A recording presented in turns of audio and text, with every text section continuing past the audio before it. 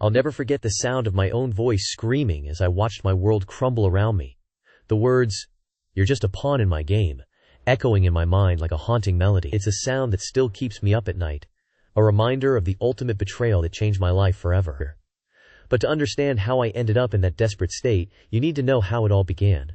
My life was pretty routine, to be honest. I woke up every morning at 6 a.m., got dressed, and headed to the kitchen to start my day with a cup of coffee and some toast. I worked as a freelance writer, which meant I had the flexibility to create my own schedule. But it also meant I had to be disciplined if I wanted to meet my deadlines. I spent most of my days cooped up in my small apartment, typing away on my laptop, and taking occasional breaks to grab a snack or go for a walk. It wasn't the most exciting life, but it was mine, and I was content with it. I had a small group of friends who I'd meet up with on the weekends, and we'd grab brunch or see a movie together. My family lived a few hours away, but we'd talk on the phone every week, and I'd visit them during the holidays. It was a simple, predictable life, and I liked it that way. As the days turned into weeks, and the weeks turned into months, I started to feel a sense of stability and security that I'd never felt before. I was making a name for myself as a writer, and I was starting to get noticed by some of the bigger publications. Excited to see where my career would take me. And I was proud of the progress I'd made so far. But despite all the positives, I couldn't shake off the feeling that something was off. I'd been working with a new client for a few months, and while the pay was great, I couldn't help but feel like I was being used. The client was always pushing me to write more, to produce more content, and to meet tighter deadlines. I was starting to feel like I was losing myself in the process, like I was just a machine churning out article after article without any sense of purpose or passion. It was on one of those typical days, as I was working on a project for this new client, that the incident happened. I received a call from my client, and I answered it, expecting to discuss the project details. But instead, I heard a voice that made my blood run cold. "You're doing a great job, but I think it's time we took our partnership to the next level," the voice said. I recognized the voice as my client's, but there was something sinister about the tone that made me feel uneasy.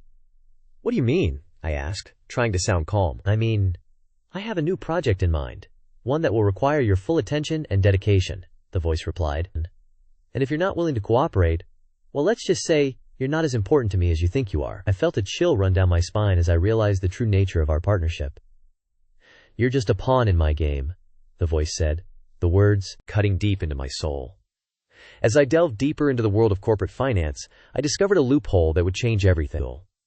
It was a small clause, buried deep within the company's bylaws, that stated any shareholder with a significant stake in the company could call for a special meeting to discuss and vote on major business decisions. I realized that if I could acquire just 10% of the company's shares, I would have the power to disrupt their entire operation. I spent the next few weeks secretly buying up shares, using various shell companies and proxy accounts to avoid detection. It wasn't easy, and it certainly wasn't cheap, but I was driven by a burning desire for revenge. I could almost taste the satisfaction of watching my former bosses squirm as I took control of the company they had wronged me. Finally, the day arrived when I had acquired the necessary 10% stake. I called for a special meeting, citing concerns over the company's financial management, and requesting a full audit of their accounts. The company's executives were caught off guard, and they scrambled to respond to my demands. The meeting was scheduled to take place in 2 weeks' time, and I spent every waking moment preparing for it. I pored over the company's financial records, looking for any discrepancies or evidence of wrongdoing. I also began to build a coalition of other shareholders who were dissatisfied with the company's performance and were eager for change.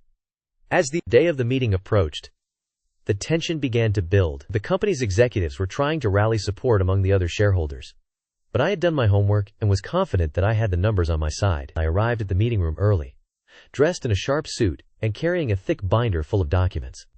The meeting began with a presentation from the company's CEO, who tried to downplay the significance of the audit and reassure the shareholders that everything was under control, but I was ready for him.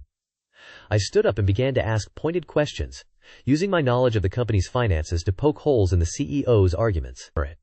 The room was electric with tension as the other shareholders began to realize that something was amiss. The CEO and his team were stumbling over their words, unable to provide satisfactory answers to my questions. I could see the fear in their eyes, and it only fueled my determination to see this through. As the meeting drew to a close, I made my move. I proposed a motion to remove the current CEO and replace him with an independent director, one who would be tasked with overseeing the audit and ensuring that the company was run in a transparent and accountable manner. The room erupted into chaos as the other shareholders began to debate the motion. It was a long and grueling process, but eventually the motion was put to a vote. I held my breath as the results were announced, and a wave of satisfaction washed over me. Yes, I heard the words I had been waiting for. The motion had passed, and the CEO was out. The company's executives were stunned, and they stumbled out of the meeting room in disarray. I, on the other hand, felt a sense of vindication and closure. It had taken me years, but I had finally achieved my revenge. The company that had wronged me was now in chaos, and I was the one pulling the strings. But my revenge was far from over. I had only just begun to exact my punishment, and I was determined to see it through to the end. The next step would be to use my newfound power to launch a full-scale investigation into the company's dealings, to expose the corruption and wrongdoing that had been hidden for so long. I left the meeting room feeling like a man on a mission, driven by a fierce determination to bring the truth to light. The company's executives thought they had seen the last of me, but they were wrong. I was just getting started, and they would soon learn that I was a force to be reckoned with. The slow burn of my revenge would continue, and it would only get hotter from here. Part 3. The Fallout. The consequences of my boss's actions were swift and merciless.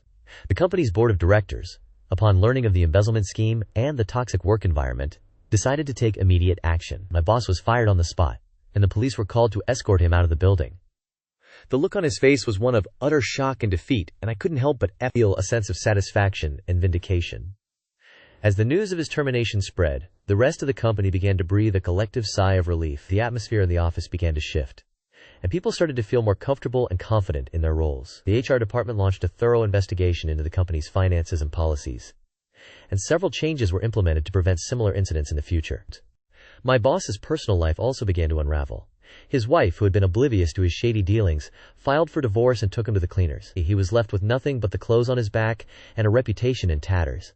As for me, I was hailed as a hero and a whistleblower. I received a promotion and a substantial raise, and I was tasked with helping to implement the changes that would prevent similar incidents in the future.